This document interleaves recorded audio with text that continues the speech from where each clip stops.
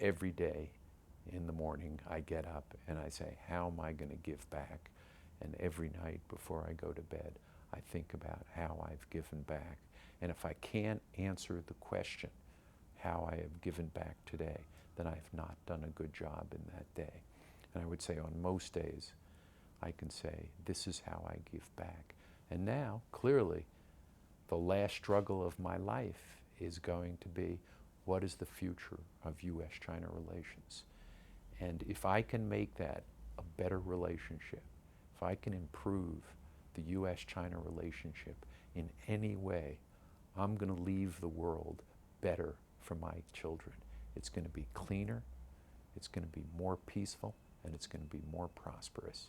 And if I can do that, I'm satisfied.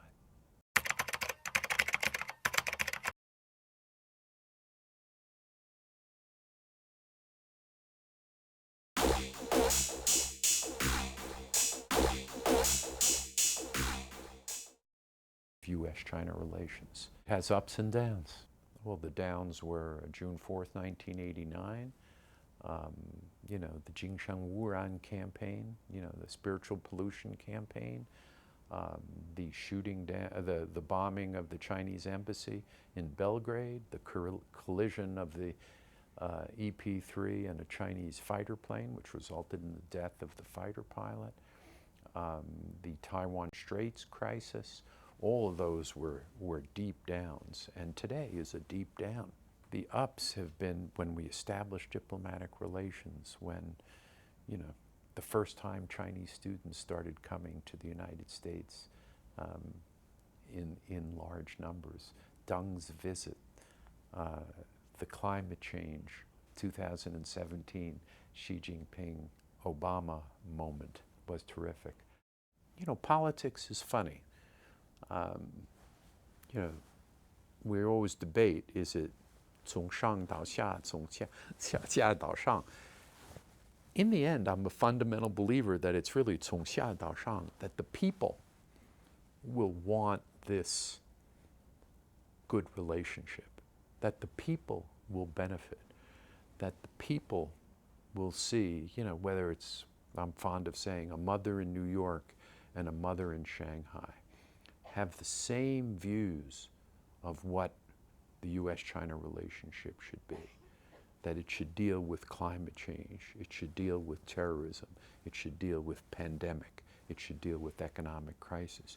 Now, why does the mother in Shanghai and the mother in New York focus on those issues? Because those will affect the lives of their children. And in the end, if it's going to affect the life of your children, it's what you're going to care about.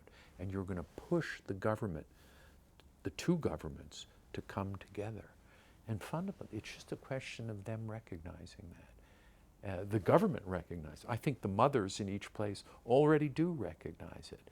But it's a question of when does the political pressure from the bottom bubble up? There's so many times when I think,